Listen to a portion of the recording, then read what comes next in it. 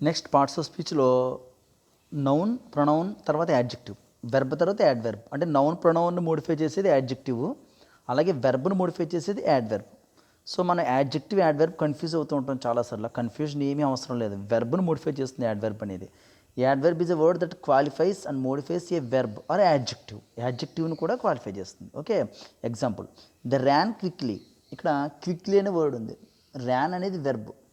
ఎలా పరిగెట్టాడు అతను? Quickly. So ఈ వెర్బ్ యొక్క క్వాలిటీ చెప్తుంది, వేగంగా పరిగెట్టాడా. ఇక్కడ క్విక్లీ బదులు స్లోలీ అనొచ్చు, హీ ర్యాన్ ఫాస్ట్ అనొచ్చు. ఓకే, ఇలా ఏది చెప్పినా కూడా దాని యొక్క డిస్క్రిప్షన్, ఇది వెర్బ్ యొక్క డిస్క్రిప్షన్ కాబట్టి క్విక్లీ అనేది యాడ్వర్బ్ అవుతుంది. అలాగే హీఈస్ వెరీ గుడ్ అన్నాను, ఇక్కడ గుడ్ అనేది యాడ్జెక్టివ్. ఎంత గుడ్, ఆ గుడ్ యొక్క డిగ్రీ మళ్ళీ ఎలా అంటే అతను మంచివాడే, కానీ ఎంత మంచివాడు, చాలా మంచివాడు. చాలా అనేది యాడ్వర్బ్ అనమాట ఇక్కడ. సో యాడ్వర్బ్ రెండు సర్కమ్స్టాన్సెస్లో వాడతాం మనం. ఫస్ట్ వన్ ఏంటి, వెర్బ్ని మోడిఫై చేస్తుంది, సెకండ్ యాడ్జెక్టివ్ని మోడిఫై చేస్తుంది. అంటే దీని డిగ్రీ పెంచుతుంది, దీని డిగ్రీ కూడా పెంచుతుంది. ఈ యాడ్వర్బ్స్లో కూడా మళ్ళీ రకాలు ఉన్నాయి మనకి, కొన్ని చెప్తున్నాను చూడండి. ఉదాహరణకి యాడ్వర్బ్స్ డిగ్రీ, డిగ్రీని తెలియజేసే యాడ్వర్బ్స్. ఇప్పుడు చెప్పాను కదా మీకు, వెరీ గుడ్ అన్నాను కదా, వెరీ కూడా డిగ్రీని తెలియజేస్తుంది మనకి. షోస్ ఇంటెన్సిటీ, డిగ్రీ అనేది మన ఇంటెన్సిటీని తెలియజేస్తుంది. ఉదాహరణకి quite, almost, enough, just, simply, ఇవన్నీ కూడా ఇంటెన్సిటీని తెలియజేసే యాడ్వర్బ్స్ అంటాం. ఉదాహరణకి ఐఎమ్ సో హ్యాపీ అన్నాను, ఇక్కడ హ్యాపీ అనేది యాడ్జెక్టివ్. ఎంత హ్యాపీగా ఉన్నాం, సో హ్యాపీ, ఎక్కువ హ్యాపీ. సో దీని డిగ్రీ తెలియజేస్తుంది కాబట్టి సో అనేది degree of adverb of degree అనమాట. ఇది యాడ్వర్బ్ ఆఫ్ డిగ్రీ. ఇలాంటి యాడ్వర్బ్స్ మీరు ఒక 5 రాయండి, అంటే వీటిని యూజ్ చేసి సెంటెన్సెస్ రాసినా పర్వాలేదు. ఓకే, సెంటెన్సెస్ ఫ్రేమ్ చేయండి. అందులో ఈ క్వైట్ కానీ ఆల్మోస్ట్ కానీ ఇవి డిగ్రీ తెలియజేయాలి, ఆ అంటే ఆ యాడ్జెక్టివ్ యొక్క డిగ్రీని తెలియజేయాలి, స్థాయిని తెలియజేయాలి అనమాట. అలాగే సెకండ్ ఏంటంటే ఫ్రీక్వెన్సీ, యాడ్వర్బ్స్ ఆఫ్ ఫ్రీక్వెన్సీ అంటాము. She never goes to school అన్నాను, ఇక్కడ ఎప్పుడు స్కూల్కి వెళ్ళలేదు, ఫ్రీక్వెన్సీ ఎన్నిసార్లు వెళ్ళడం అనేది తెలియజేస్తుంది. అలా ఎన్నిసార్లు అనే దానికి ఆన్సర్ ఫ్రీక్వెన్సీ అనమాట. ఇంక నెవర్ ఒకటే కాదు, again, always, sometimes, rarely, seldom, often, etcetera.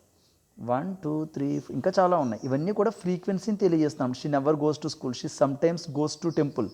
Sometimes అనేది ఫ్రీక్వెన్సీ, ఎన్నిసార్లు అనేదానికి ఆన్సర్ అనమాట.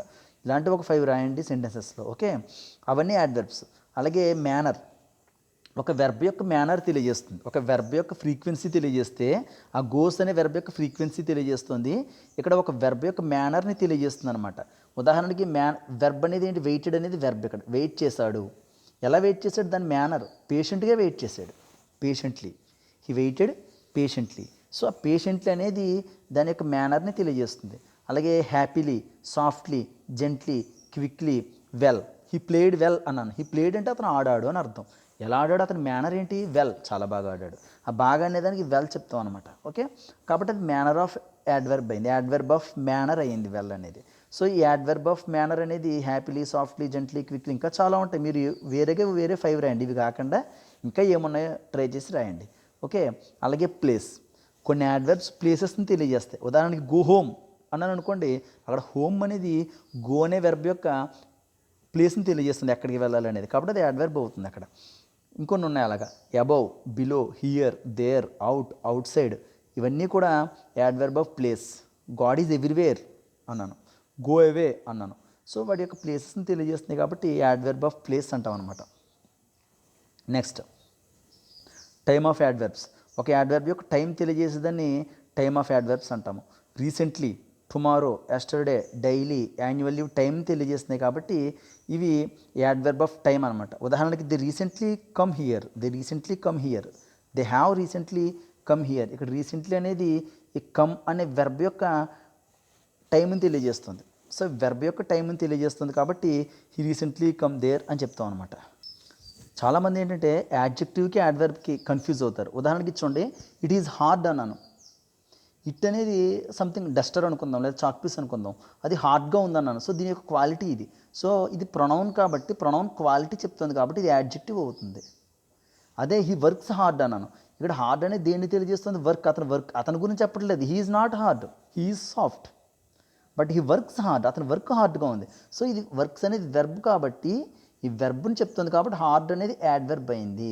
అంటే ఒకే వర్డ్ యాడ్జెక్టివ్ కింద వాడతాము, యాడ్వర్బ్ కింద వాడతాం. అయితే అది యాడ్జెక్టివ్ యాడ్వర్బ్ అనేది అది ఏ సమయంలో వాడుతాం అనే దాన్ని బట్టి తెలుసుకోవాలి. ఇది హార్డ్ అనేది ఇట్ యొక్క యాడ్జెక్టివ్, ఇది హార్డ్ అనేది హీ యొక్క యాడ్వర్బ్, హీ కాదు సారీ, వర్క్స్ యొక్క యాడ్వర్బ్, అంటే వెర్బ్ గురించి చెప్తుంది కాబట్టి యాడ్వర్బ్ అయింది, ప్రొనౌన్ గురించి చెప్పింది కాబట్టి యాడ్జెక్టివ్ అయింది. ఈ డిఫరెన్స్ మీకు తెలియాలి. ఓకే, ఇప్పుడు మీకు రీసెంట్లీ గురించి చెప్పాను కదా, ఈ రీసెంట్లీ అనేది టైం చెప్తుంది. ఇప్పుడు మీకు కొన్ని సెంటెన్సెస్ ఇస్తాను. She is two happy to do it again, two happy to do it again, come fast and save me now, it is a very beautiful movie, stay home stay safe. ఇవన్నీ కూడా sentences ఇచ్చాను కదా, వీటిలో మీరు యాడ్వర్బ్స్ని identify చేయండి.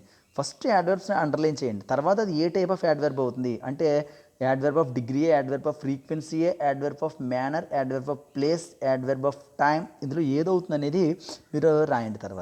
ఆ తర్వాత she ఏంటి, ప్రొనౌన్ అవుతుంది. అలాంటివి కూడా మీకు తెలిసిన ప్రొనౌన్స్, నౌన్స్, యాడ్జెక్టివ్స్, వెర్బ్స్ కూడా ఐడెంటిఫై చేయండి తర్వాత యాడ్వర్బ్స్ అయిన తర్వాత. Okay, this is your work.